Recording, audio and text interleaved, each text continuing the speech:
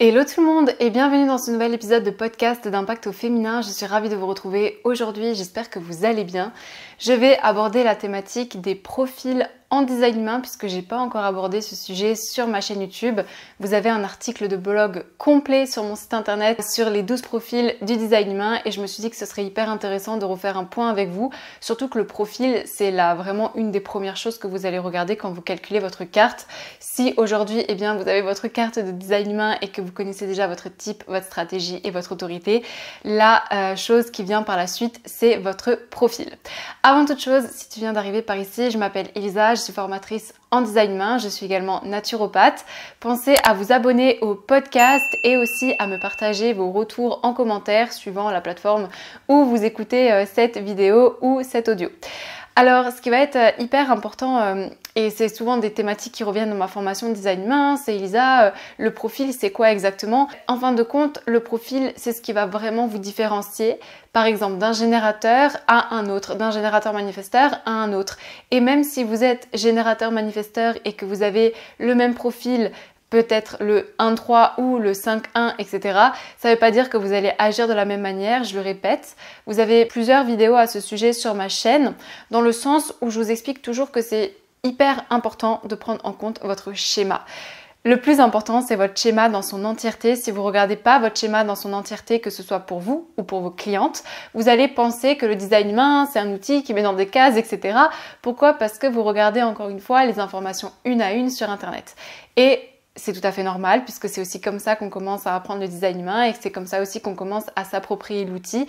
Ce que j'essaye de vous expliquer ici, c'est que même si vous avez le même profil qu'un autre type ou que quelqu'un d'autre, ça ne veut pas dire que vous allez agir de la même manière. Ça ne veut pas dire que ce profil va agir de la même manière non plus dans votre vie. Après, bien évidemment, on va regarder le côté expérimentation que la personne a pu faire, c'est-à-dire est-ce qu'elle connaît déjà son design humain, est-ce qu'elle a déjà, eu des informations à ce sujet, c'est hyper important. Est-ce que vous, au jour d'aujourd'hui, c'est quelque chose que vous découvrez?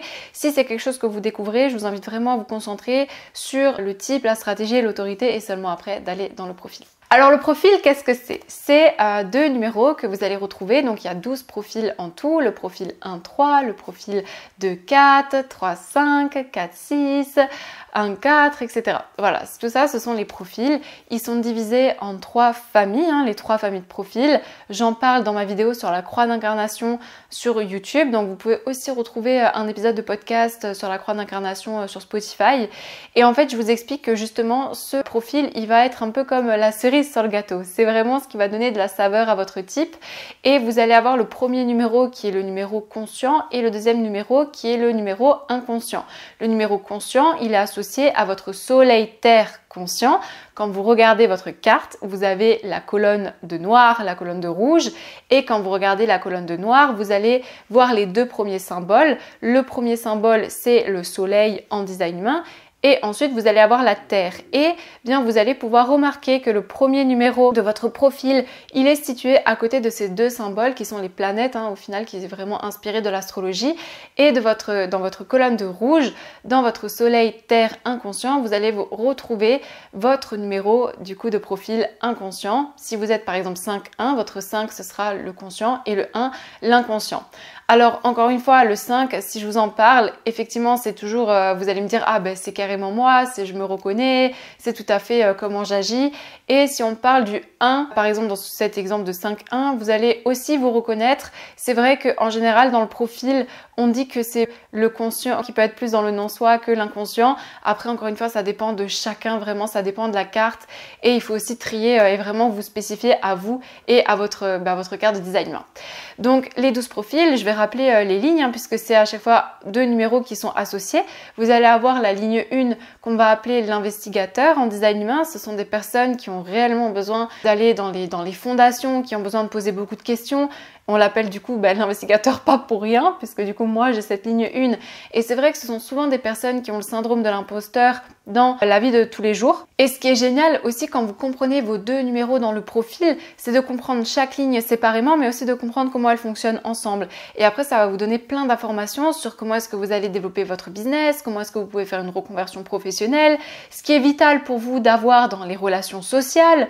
En fait, le profil, ça donne énormément d'informations. C'est pour ça, des fois, vous voulez aller hyper vite, connaître vos portes, vos canaux, etc. Alors que déjà, dans le profil, il y a beaucoup d'infos et je vous assure que pour moi, le profil 5.1, ça a été une révélation. Mais vraiment, j'ai compris des choses dans ma vie que je me disais, mais pourquoi est-ce que ça m'arrive ça à moi? Déjà, le profil 5.1, c'est le profil le plus karmique du design humain, donc je vous dis pas. Mais au niveau des projections qu'on pouvait faire sur moi, bref, du coup, ça vous donne énormément d'informations et vous allez avoir cette ligne 1, effectivement, qui peut avoir ce syndrome de l'imposteur, toujours à vouloir apprendre des choses, etc. Donc ça, c'est vitaux pour eux. Ensuite, vous allez avoir la ligne 2 qu'on appelle l'ermite. Encore une fois, l'ermite, je vous invite vraiment à prendre de la hauteur par rapport au nom dans le design humain, parce que effectivement, il y a ce besoin d'avoir son cocon, sa grotte. Si par exemple vous êtes entrepreneuse et que vous avez un 2 dans votre profil et que vous travaillez, je sais pas moi, dans votre cuisine, et après que vous travaillez dans votre salon et qu'à côté il y a vos enfants qui jouent et après il y a votre mari qui vient vous demander quelque chose, vous allez tout simplement péter un plomb. Voilà, c'est dit. Mais vraiment, vous avez besoin d'avoir votre cocon, votre grotte, et c'est aussi souvent des personnes qui voient pas leur propre talent, qui vont avoir ce non-soi de faire toujours plus de formations, etc. Alors qu'au final, ils ont un talent naturel, et ça, c'est toute l'histoire de la ligne 2, c'est comment extraire ce talent naturel et comment le mettre en place aussi, parce qu'on peut vous pousser, en fait, vous mettre la pression à vouloir communiquer des choses, faire des choses alors que vous vous sentez peut-être pas prêt, et c'est pour ça qu'il y a vraiment tout un fonctionnement aussi pour cette ligne 2 qui va être important de comprendre, surtout si vous êtes en reconversion pro ou que vous voulez tout simplement changer de travail, que vous voulez développer votre business. Et tout ça, bien évidemment, on le voit dans la formation design humain, et c'est aussi de ça que j'aimerais vous parler à la fin de cette vidéo. Pour la ligne 3, on va l'appeler le martyr. Alors encore une fois, le martyr, pourquoi est-ce qu'on l'appelle comme ça? Parce que tout simplement, ce sont des personnes qui vont passer par le processus d'essai-erreur, qui ont besoin de passer par le corps pour comprendre les choses. Si vous êtes entrepreneuse et que vous avez une ligne 3 et que vous voulez choisir un logiciel pour votre formation, vous n'allez pas regarder les informations. Par exemple, moi avec ma ligne 1, je vais comparer tous les détails, les prix, je vais regarder. Je vais peut-être pas les tester, mais vous, en tant que ligne 3, vous allez tester les logiciels. Vous allez vouloir comprendre en fait et passer par l'expérience pour savoir ce qui est le plus juste pour vous. Et souvent, pourquoi est-ce qu'on l'appelle le martyr? Parce qu'il passe par l'essai-erreur. Et forcément, si au jour d'aujourd'hui, vous êtes en train de tester des choses, pendant votre phase de test, vous n'êtes pas en train de développer votre business. Donc il peut y avoir ce côté un peu oh mais pourquoi est-ce que ça avance pas plus vite pour moi? Il y a ce côté un peu victimisation de la ligne 3. Voilà, c'est pas forcément le cas, suivant aussi le niveau. Alors le niveau, c'est pas le bon mot, pas le niveau, mais voilà, l'expérience que vous avez fait de la vie et le niveau de conscience que vous avez de vous-même. Ce seraient les mots plus justes ici. D'avoir ce côté peut-être un peu, voilà, regardez-moi, le côté victime qui ressort. Ça peut être un non-soi de la ligne 3. Et c'est pour ça que c'est important de le comprendre, surtout si aujourd'hui vous lancez votre entreprise. Ensuite, on va avoir la ligne 4 qu'on appelle l'opportuniste. Alors pourquoi l'opportuniste? Ce n'est pas un gros mot, encore une fois, c'est vraiment des personnes qui ont le don de travailler en réseau, qui vont beaucoup, voilà, moi j'aime bien illustrer, vous savez que j'aime bien faire des blagues sur mon compte Insta.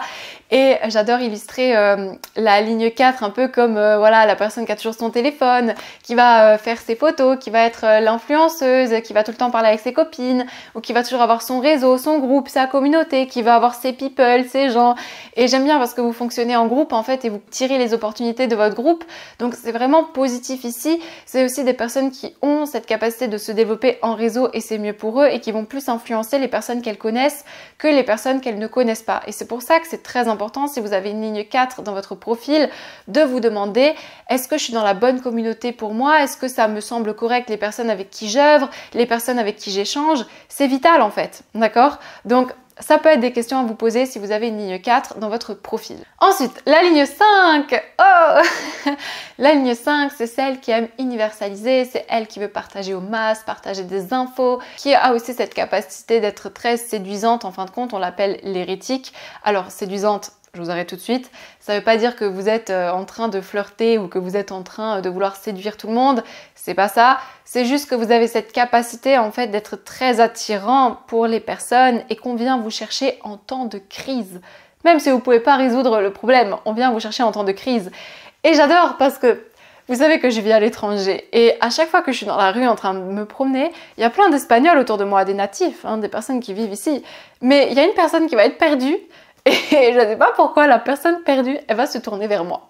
Bonjour, est-ce que vous pouvez m'indiquer le chemin? Alors que je viens d'arriver ici, je sais pas, ou peut-être c'est voilà, je connais pas le coin, mais pourtant vous pouvez être sûr qu'on vient se tourner vers moi parce que la personne elle a un problème et elle projette sur moi que je peux le résoudre. Et ça va être la big histoire de la ligne 5. Si vous saviez combien de mes clients et de mes élèves dans la formation design humain, ils sont choqués après avoir compris leur ligne, déjà tout ce qu'on a pu aborder jusqu'à présent, mais quand ils rentrent en profondeur, surtout s'ils ont une ligne 5, donc comment est-ce qu'ils vont agir avec leurs clients, comment est-ce que ça peut impacter leur réputation, ce concept d'être déçu aussi, quand voilà ils remplissent pas les cases parce qu'on fait énormément de projections sur nous, et c'est des personnes avec qui on peut être hyper tranchant du jour au lendemain en fait, parce qu'ils s'attendaient à quelque chose de nous et on l'a pas rempli. Voilà, ils tombent de la montagne alors que nous, voilà, ils ont projeté ça sur nous et c'est comme s'ils attendaient clairement quelque chose de nous à propos de ça et on n'a pas pu le remplir tout simplement parce que c'était pas dans nos capacités, mais pourtant ils s'imaginaient ça.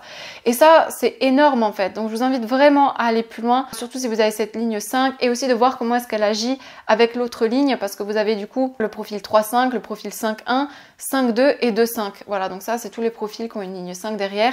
Et encore une fois, vous pouvez aller voir sur mon article de blog où je vous donne beaucoup d'informations et je vous l'ai mis dans la description. Aussi, si vous voulez obtenir votre carte gratuitement, je rappelle, vous pouvez l'avoir sur mon site internet. Comme ça, ce sera plus simple pour continuer à décrypter les vidéos et pour continuer aussi à en apprendre plus sur votre carte. Et la dernière ligne, on va l'appeler le rôle modèle, c'est la ligne 6. Ce sont des personnes qui ont aussi un côté très perfectionniste, qui ont cette capacité de voir plus loin que les choses, qui vont aussi passer par cette phase d'essai-erreur comme la ligne 3, puisque la ligne 6, c'est la seule des lignes qui a 3 phases de vie. Donc de 0 à 30 ans, elle va avoir une manière d'agir, de 30 à 50 ans, une manière, et après 50 ans, c'est vraiment là qu'elle va jouer son rôle de mentor. Je pense pas qu'il faut attendre les 50 ans en toute honnêteté. Il y a un côté de moi qui me le dit ça, mais après avoir expérimenté aussi le design humain, je vois que beaucoup de mes amis, beaucoup de mes élèves qui ont plus de 50 ans et qui ont une ligne 6, c'est beaucoup après les 50 ans qu'elles ont vraiment... voilà, elles se sont tournées vers ce qu'on appelle le mentorat. Il y a vraiment quelque chose qui se sont dégagés de leur aura.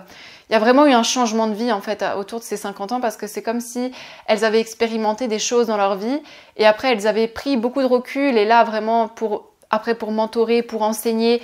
Et d'ailleurs, une ligne 6, elle va passer par le mentorat, elle va aussi passer par le corps. C'est pas forcément quelque chose qu'elle va apprendre, c'est quelque chose qu'elle va expérimenter. Et ça, c'est très important aussi, surtout si vous êtes entrepreneuse, encore une fois.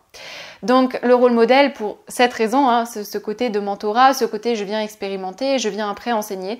Et ça va vraiment dépendre, encore une fois. C'est vrai que, comme je vous l'ai expliqué, il y a beaucoup de mes élèves, des personnes que j'ai pu accompagner, qu'après 50 ans, ça a été voilà, le grand changement, la grande révélation. Et d'autres, voilà, ça se fait aussi plus tôt, mais ça dépend aussi de votre niveau de conscientisation et surtout de votre niveau d'expérimentation. La plus grosse erreur qu'on fait avec le design humain, c'est de l'apprendre par cœur, mais on s'autorise pas à se dire, ok, consciemment, au jour d'aujourd'hui, comment est-ce que je vais utiliser ma stratégie et mon autorité. Et ça va être la clé en fait. Et encore une fois, j'en ai parlé dans une de mes dernières vidéos YouTube, mais c'est pas, je connais mon design, je deviens milliardaire, pop, pop, pop. C'est pas ça du tout, c'est vraiment... Même passer par une phase d'expérimentation, c'est se rendre compte qu'il y a des choses qui ne nous conviennent plus. C'est se rendre compte qu'en fait, on n'a pas mis les limites avec cette personne et que c'est en train d'aller trop loin. C'est se rendre compte qu'en fait, on n'est pas dans le bon travail. Donc c'est quoi? Quitter peut-être la personne avec qui on est, quitter son travail, quitter certaines amitiés, certaines relations, certains partenariats, certains business. Et ça fait mal. Est-ce que c'est facile de faire ça? Non, c'est pas facile. Donc, je suis désolée, mais à un moment donné, j'aime aussi vous rappeler que le design humain, ça passe vraiment par le corps, par l'expérimentation, que quand vous venez dans une formation design humain, c'est hyper important d'avoir de la pratique et c'est ça que je viens aussi vous partager aujourd'hui parce que vous êtes beaucoup à me demander quand vous rentrez dans la formation, les appels, donc les appels collectifs, parce que vous en avez 3 par mois, que ce soit des appels de pratique sur des cartes, sur vos propres cartes ou des cartes de vos clients. Vous savez que vous pouvez venir avec les cartes de vos clients dans les appels de la formation quand vous êtes inscrit. Et du coup, on voit, on expérimente, mais c'est surtout que, c'est ça la question que vous me posez souvent, Elisa, si je prends ta formation, si, imaginons, je paye en plusieurs fois, est-ce que j'aurai toujours accès aux appels dans 1 an? Eh bien, la réponse, elle est oui.